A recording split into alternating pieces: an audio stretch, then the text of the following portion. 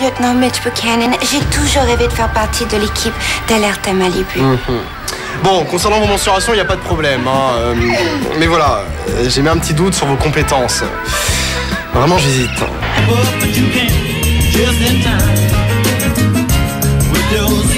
Je suis convaincu que l'amour dirige tout. Il faudrait seulement lui laisser un peu de place. Et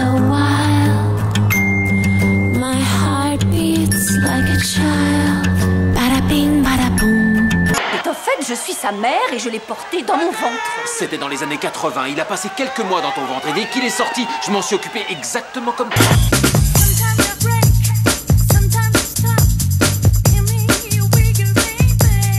Je me sens de plus en plus proche de Banks, surtout depuis son accident, parce que je peux le materner. J'adore ça.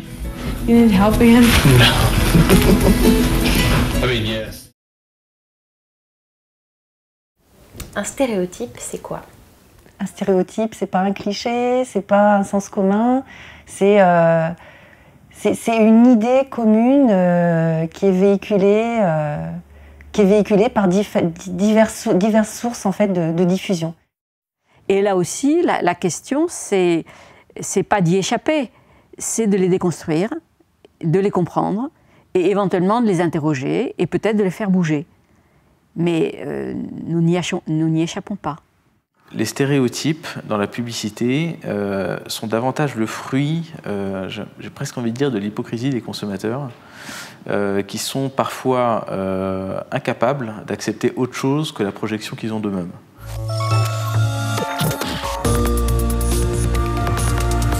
C'est-à-dire qu'à un moment, quand on va essayer de vendre un anti-rides, les gens ne comprendraient pas que ce soit une personne âgée qui le fasse.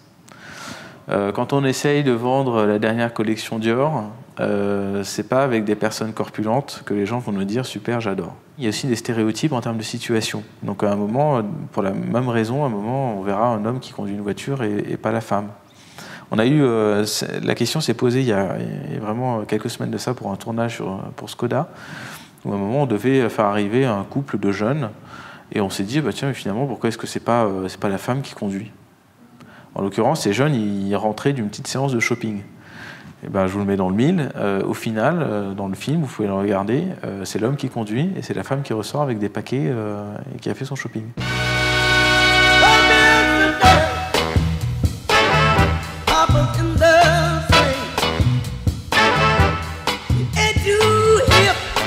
Conduire une famille, c'est relever des défis. On essaye de faire en sorte qu'on soit politiquement correct en changeant un petit peu des notions, des stéréotypes, en cassant un petit peu les règles habituelles. Et puis finalement, ils nous disent « Non mais attendez, la pub, elle est juste là pour vendre. Elle n'est pas là pour essayer de faire de la politique et délivrer un message social sur le « Ah ben tiens, je vais changer les règles, je vais changer les codes sociaux, etc. » Non, c'est pas son but. Vous nettoyez encore sous le rebord? Avec les gels Javel, les toilettes semblent parfaitement propres. Faut absolument que je vous parle des nouveaux gants Ma Pas Bien d'être. Oh, chérie! Et toi, t'as trouvé ta maison? Non. Stop! Tu l'es à ma fille? Tu sais très bien qu'elle ne le digère pas. Ah, pas facile de bien les nourrir et de leur faire plaisir. Peu importe ce qu'ils rapportent à la maison, la simplicité, c'est être sûr de leur donner toutes les bonnes choses dont ils ont besoin. Afin que vous soyez sûr de prendre le relais avec un lait infantile, toujours mieux adapté à votre bébé. Et donc, dans les publicités, par exemple, hein, c'est là où c'est le plus conservateur, sur le partage des rôles, s'agissant du rapport à la nourriture, du rapport aux enfants, etc. Alors là, c'est hyper classique, justement, on ne touche pas la publicité qui est supposée être créative, inventive, etc. Sur les questions des genres, c'est la plus conservatrice.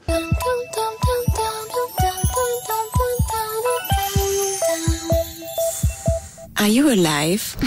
Quand vous avez à vendre un parfum, ça marche d'avoir une femme extrêmement belle qui vend ce parfum parce qu'on se dit, en tout cas j'imagine, en tout cas pour une femme, de se dire bah voilà, si avec ce parfum, il y a une association d'idées qui est créée, hein, si avec ce parfum je peux ressembler de près ou de loin à ce modèle, à ce mannequin, à cette chose extrêmement gratifiante, et ben dans ce cas-là, oui, ça marche.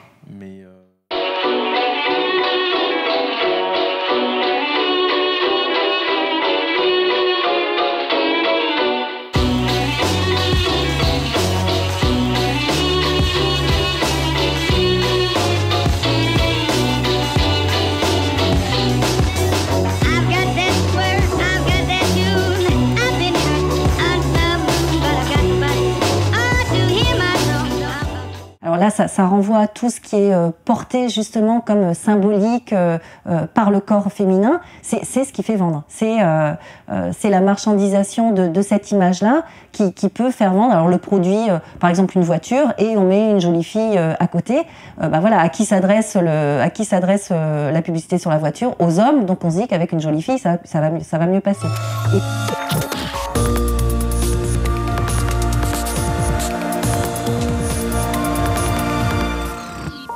J'aime pas trop le terme de femme-objet. Si c'est une femme dans sa représentation très esthétique, très, très belle, très plantureuse, vaporeuse, bref, on peut appeler ça comme on veut. Ça m'embête parce que c'est vraiment pas une espèce de charte, de code qu'on essaye de reproduire d'une pub à l'autre. Gold is cold.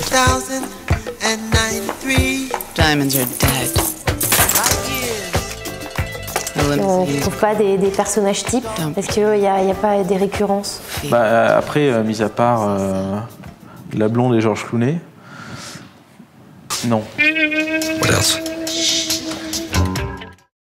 Le modèle dominant, c'est encore celui de la fille grande, très mince et très sexy. Et pour les hommes, c'est le versant en fait qu'on voit dans les photos de pub, dans les clips, dans aussi d'autres travaux qu'on avait fait sur les représentations des corps de femmes et d'hommes présentés aux enfants. C'est le corps de l'homme, très très musclé. Les dieux du stade. C'est la caricature, les dieux du stade. Ça se vend très bien. C'est acheté par des femmes. Donc il y a des femmes objets, c'est vrai, mais vous remarquerez de plus en plus dans la publicité, c'est que l'homme est de plus en plus réduit à l'objet d'être un mâle. Hello, it's me. I've thought about us for a long, long time. C'est-à-dire que le corps de la femme très sexy, comme le corps de l'homme très musclé, sont des corps d'individus qui ont la maîtrise de leur corps. Et donc ça renvoie en fait à toutes nos normes contemporaines de responsabilité de soi et de maîtrise de soi. Pour rester jeune, je prends soin de moi. Et pour ma peau, je veux ce qu'il y a de mieux. En un clin d'œil, c'est déjà là. Des poches, des rides, les paupières qui tombent. Le nouveau traitement qui amincit la silhouette en 4 semaines. Il y avait une enquête qui avait été faite sur les jugements sur les corps à la plage. Et il y avait ça qui arrivait très très fort, qui était quelqu'un qui a un corps gros, c'est quelqu'un qui n'a pas de volonté. Voilà.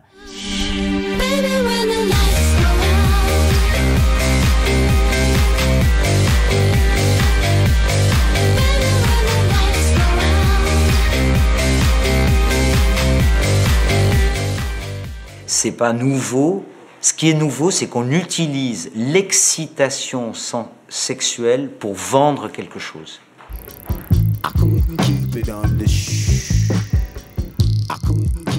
D'ailleurs, c'est très suggestif et c'est souvent très méprisant à l'encontre du corps des femmes, justement. C'est qu'en fait, on prend des bouts du corps des femmes ou des bouts du corps des hommes.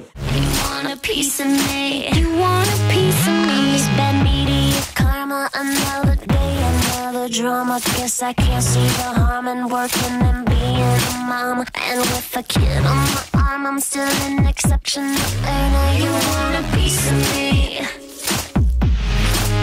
And this is lifestyle, the rich and famous. You want a piece of me. And this is, oh my God, that Britney Shameless. You want a piece of me. And this is extra, extra, it's just in. You want a piece of me. And this is, she's too big, now she's too thin. You want a piece of me.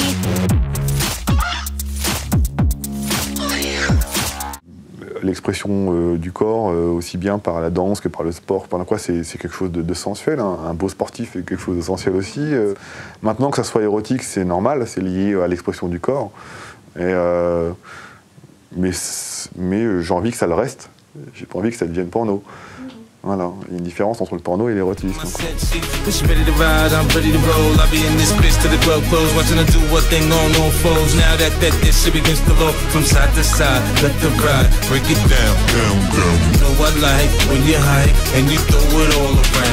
different style, different move. Damn, I like the way you move. Girl, you got me thinking about all the things I do to you.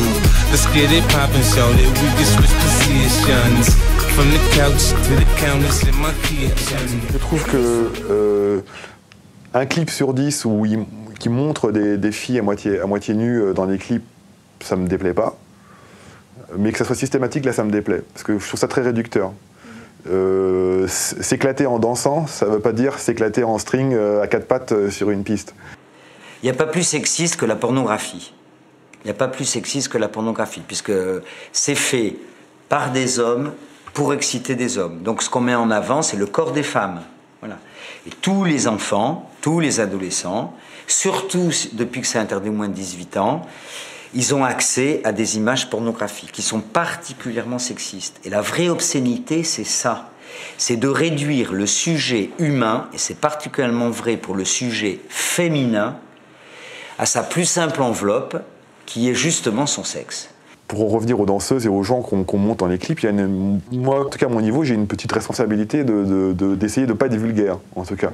Je ne suis pas contre le fait de filmer des filles qui dansent en string ou en maillot de bain, mais il faut que ça reste un minimum classe et beau.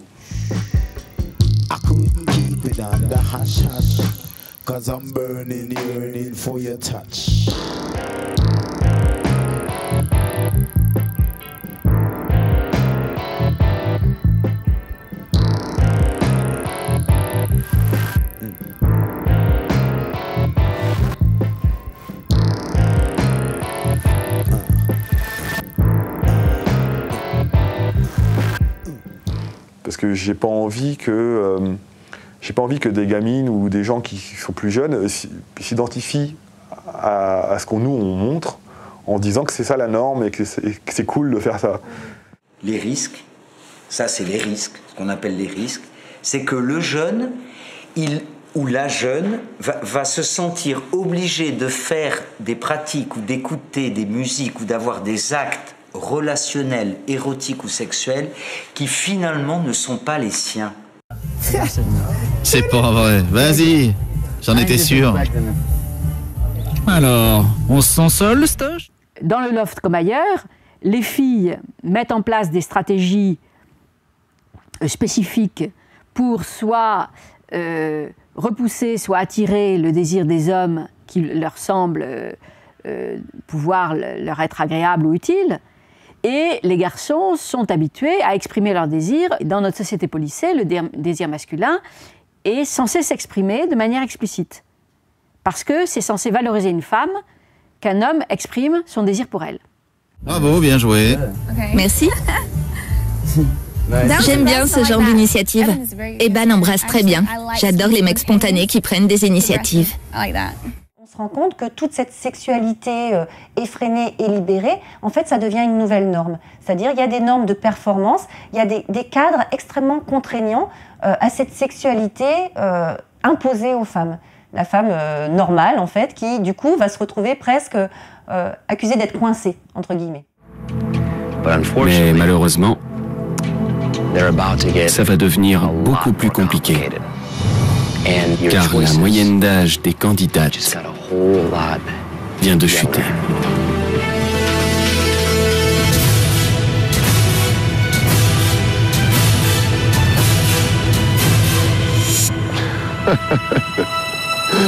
L'apparence, c'est beaucoup plus pour les femmes que pour les hommes. C'est un élément très important sur le marché matrimonial. Et notamment, pour donner un exemple très simple, il y a eu des études faites sur les petites annonces, donc les petites annonces matrimoniales, qui montrent que dans ces annonces-là, ce qui est demandé par les hommes pour les femmes, ou ce qui est affiché par les femmes elles-mêmes qui recherchent un mari, etc., ça va être physique. Ça va être yeux verts, cheveux blonds, petite, jolie, mignonne, grande, etc.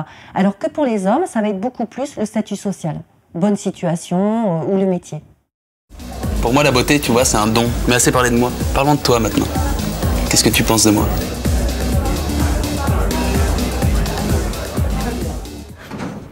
À la fin de la soirée, on est devant la porte de l'hôtel et il y a un gars qui sort à ce moment-là. Il se plante devant moi et il me demande si elle est bonne au lit. Non, je te crois pas. Et alors? Je lui dis d'aller se faire foutre. Et il me dit, bah viens me virer. Alors je fais un pas vers lui, et d'un coup, il y a une espèce de montagne de 3 mètres de haut dans le genre stéréotype de la brute de base, qui sort de je sais pas où, et qui se dirige tout droit vers nous. Donc le gros balèze a une attitude qui laisse clairement penser qu'il a un flingue sur lui, et moi je suis là aussi nu qu'un acteur de porno avec ma gonzesse. Dans les séries américaines, si vous regardez bien, la remise en cause des normes du masculin et du féminin sont quasiment nulles. C'est qu'au fond, il y a une tendance à l'indifférenciation du masculin et du féminin. Dans la mesure où on les voit que dans leur vie professionnelle, on ne les voit pas dans leur vie privée. Au boulot, en fait, ce sont tous des gens compétents. De l'été? Oui. C'est pas vieillot, ça, comme méthode? Si, ce truc-là est volatile, inflammable. À part pour allumer un barbecue, je vois pas quoi en faire. On manipule ce qu'on connaît. Et sinon, du côté des suspects, où est-ce qu'on en est? Rien à signaler du côté des mecs qu'il a arrêtés ou des dossiers sur lesquels il travaillait. Et le gars qui le harcelait est en cabane. Mais peut-être qu'on l'a enlevé par hasard? C'est ce que je pense aussi, parce que celui qui a fait cette mise en scène ne pouvait pas savoir qui se présenterait. Oui, en fait, il n'a pas eu de chance.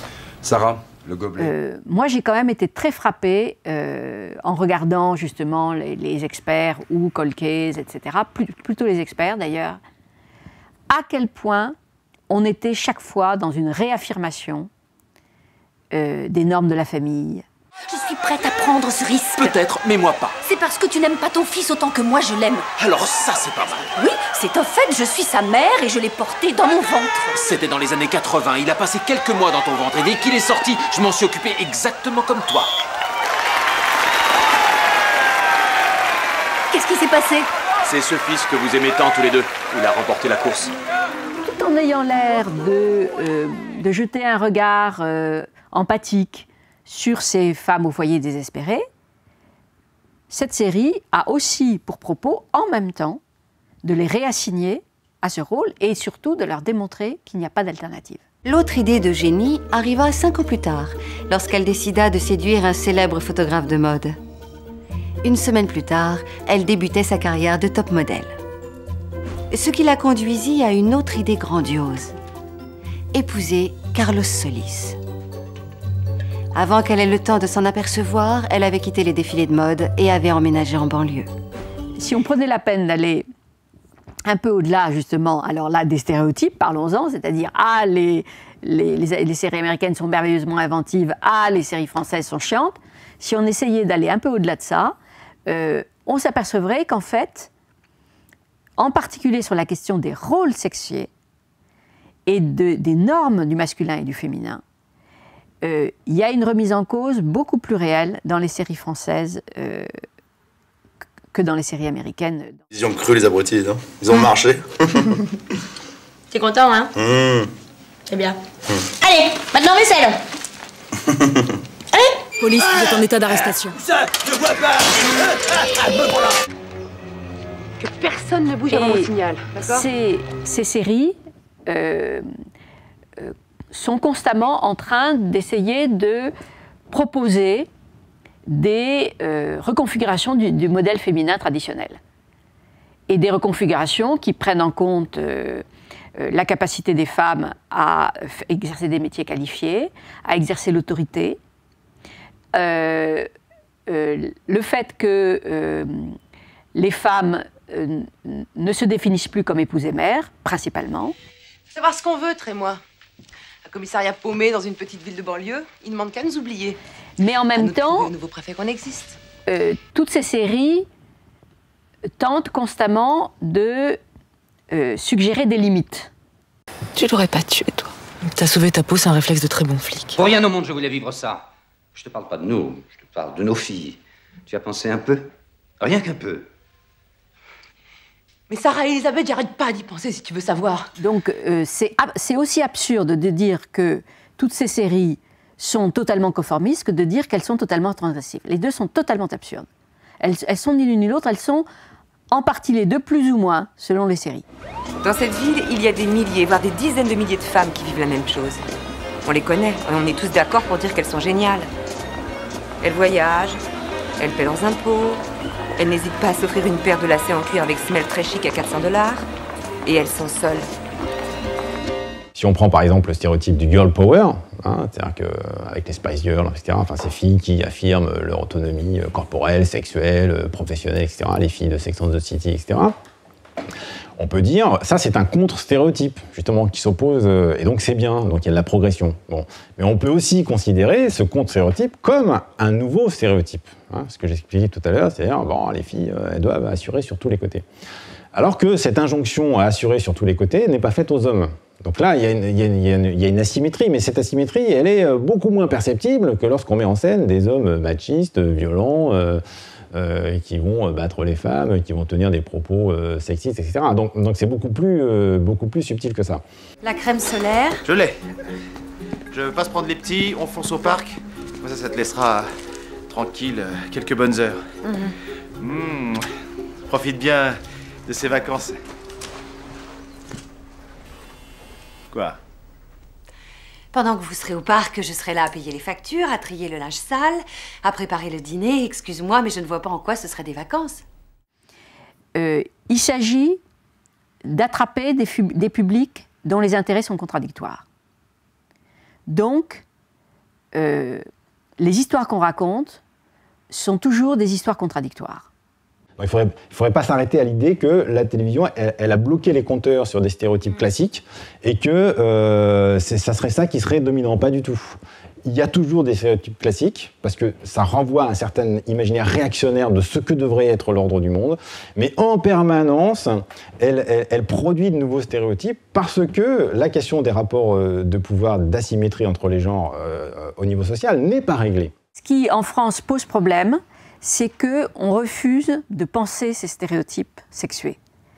On fait comme si, en particulier dans les couches cultivées, on y avait échappé définitivement.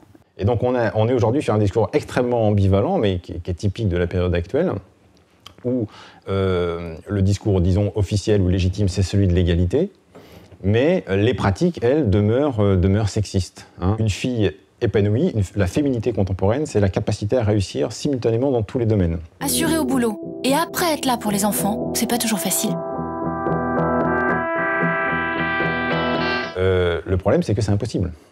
C'est impossible en raison précisément du fait que dans les pratiques sociales, c'est les femmes qui se tapent tout le boulot domestique et familial pour l'essentiel, et que dans les pratiques professionnelles, les discriminations sexistes envers les femmes sont encore extrêmement fortes.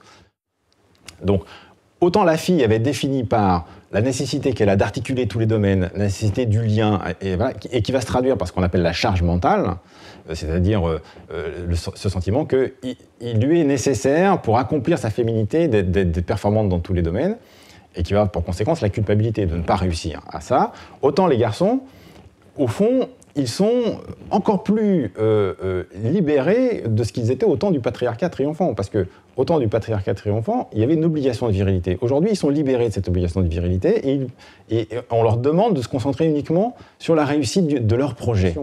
Si on déstabilise, si on libère, enfin en tout cas, si on laisse la possibilité aux individus de dire bon ben finalement vous n'avez pas à vous définir comme femme, vous n'avez pas à vous définir comme homme, l'important c'est de se définir comme un individu, l'important c'est vous n'avez pas à choisir entre hétérosexualité et homosexualité. Il y a des formes de sexualité extrêmement diversifiées et ce partage entre homosexualité et sexualité, il date du 19e siècle, il a été inventé par la société occidentale, et ça existe dans aucune autre société. Et donc ça veut dire qu'on ouvre des espaces de déstabilisation profonde des formes d'identification à la fois individuelles et collectives, et donc ça ouvre des espaces aussi d'expressivité, etc., qui sont libératrices. Et donc, qu'est-ce qu'on va trouver à ce moment-là? Non plus la problématique de l'égalité homme-femme, mais la question sociale, politique, des rapports de pouvoir, qui aujourd'hui a intérêt, qui aujourd'hui bénéficie du fait que, eh bien, il y ait des individus qui soient plus autonomes que d'autres, qu'il y ait des individus qui aient le droit d'être légers et d'autres qui aient le droit d'être, qui soient obligés d'être lourds.